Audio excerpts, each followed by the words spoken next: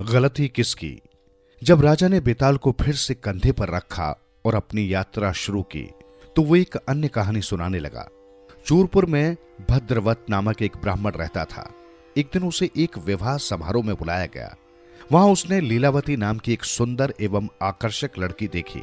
वो उसे प्यार करने लगा। वो लड़की भी उसे पसंद करने लगी। भद्रावत ने उससे पूछा कि क्या वो उससे विवाह करना चाहेगी। लड़की ने हामी भर दी। फिर एक शुभ मुहूर्त में भद्रावत और लीलावती का विवाह हो गया। वो उसे अपने घर ले आया। इस तरह समय बीतने लगा। वे लोग अपने विवाह का आनंद ले रहे थे। समय प्राप्त होते ही भद्रावत और लीलावती किसी जगह घूमने चले जाते। एक बार जब भद्रावत को समय मिला तो उन्होंने सागर तट पर जाने की योजना बनाई। जब वे सागर के किनारे बैठे ठंडी हवा खा रहे थे तभी पानी में लहरें उठने लगी और वे लीलावती को बहा ले गई। भद्रावत अपनी पत्नी की मौत नहीं सह सका। वो बहुत देर तक सागर के पास खड़ा रहा। उसका दिमागी संतुलन बिगड़ गया। उसकी हालत ऐसी थी जैसे किसी ने उसे भिखारी बना दिया। वो इधर उधर भागने लगा। कुछ दिन यूं ही भटकने के बाद भद्रावत कंचरपुर नामक स्थान पर जा पहुंचा। वहां उसके पिता के मित्र वासुदेव रहते थे। जब वासुदेव ने भद्रावत को देखा तो उन्होंने उसे पहचान लिया। भद्रावत की हालत बहुत खराब थी। वे उसे अपने साथ घर ले आए। वासुदेव ने भद्रावत से अपने साथ रहने को कहा लेकिन उसने इनकार कर दिया। अब भद्रावत की हालत बुरी हो गई थी। उसके शरीर पर मांस का निशान तक नहीं बचा था। वासुदेव चाहते थे कि भद्रावत को अच्छा भोजन दिया जाए ताकि वो ठीक हो सके। एक दिन वासुदेव ने अपनी पत्नी से कहा कि वो दूध और चावल की मीठी खीर बनाकर भद्रावत को खिलाए। उसकी पत्नी ने ऐसा ही किया, लेकिन भद्रावत खीर का कटोरा लेकर बाग में चला गया और उसे एक जगह रख दिया। इसके बाद वो लीलावती को याद करके रोने लगा। कुछ ही देर में उसे नींद आ गई और वो बहुत गहरी निद्रा में सो गया। वासुदेव की पत्नी द्वारा दिया गया खीर का कटोरा वहीं रखा था। तभी वहां पेड़ की खोखल में रहने वाला एक जहरीला सांप बाहर आया। उसने खीर का कटोरा देखा। वो उस कटोरे के पास गया। फिर उसने कटोरे में अपना जहर उगला और वापस अपने खोखल में चला गया।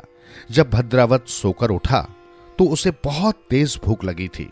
उसने झट से वो जहरीली खीर खा ली। जो ही भद्रावत ने वो मीठी खीर खाई उसके शरीर पर सांप के जहर का प्रभाव होने लगा। कुछ ही देर में उसका जी मिचलाने लगा। उसके हाथ पैर ठंडे पड़ने लगे। ऐसे में भद्रावत को कुछ संदेह होने लगा। पहले तो उसे लगा कि अचानक बुखार हो गया है। उसका पूरा शरीर थर थर कांप रहा था। तभी अचानक उसकी आंखों के आगे अंधेरा सा छा गया। उसे सब कुछ दिखना बंद हो गया। थोड़ी देर बाद भद्रावत को पसीना आने लगा और पूरा शरीर अकड़ गया। तभी उसकी समझ में आया कि उसने जहर खा लिया है। वो वासुदेव की घर की ओर भागा, लेकिन बहुत देर हो चुकी थी। वो चिल्लाने लगा, तुमने मुझे जहर दे दिया, तुमने मुझे जहर दे दिया। इसके बाद वो उनके घर के दरवाजे के बाहर गिरा और मर गया। ये देखकर वासुदेव को बहुत दुख हुआ। वो अपनी पत्नी को डांटने लगे। वासुदेव ने उस पर आरोप लगाया कि उसने खीर में जहर मिला दिया था, जिससे भद्रावत की मृत्यु हो गई। ये सुनकर वासुदेव की पत्नी रोने लगी। वो दौड़कर घर के पीछे गई और वहां स्थित कुएं में छलांग लगाकर आत्महत्या कर ली। कहानी समाप्त करते हुए बेताल ने कहा, राजा विक्रम, अब बता, वासुदेव की पत्नी की हत्या का दोषी कौन है, वासुदेव या भद्रावत? तुम क्या कहते हो? राजा विक्रमादित्य इस बारे में विचार करने लगे। फिर बोले, उन दोनों में से किसी को भी दोष नहीं दिया जा सकता। बेताल ने पूछा, फिर क्या उस सांप को दोषी मानना चाहिए जिसने स्वभाववश उस खीर में अपना जहर उगल दिया था? राजा ने उत्तर दिया, नहीं, सांप का तो स्वभाव ही होता है, वो हर जगह विष उगलता रहता है। उसने जानबूझकर खीर में जहर नहीं उगला। इन जीवों को ऐसे काम के लिए दोषी ठहराना मूर्खता होगी। बेताल ने पूछा, फिर इन मौतों का जिम्मेदार कौन है? यहां गलती किसकी है? राजा विक्रमादित्य बोले, भद्रवत को दोषी ठहरा सकते हैं, लेकिन सारी गलती उसकी भी नहीं है। उसकी मानसिक दशा अच्छी नहीं थी। ऐसा व्यक्ति अच्छे और बुरे में अंतर नहीं कर सकता। इस मामले में मैं किसी भी व्यक्ति को दोषी नहीं ठहराया जा सकता।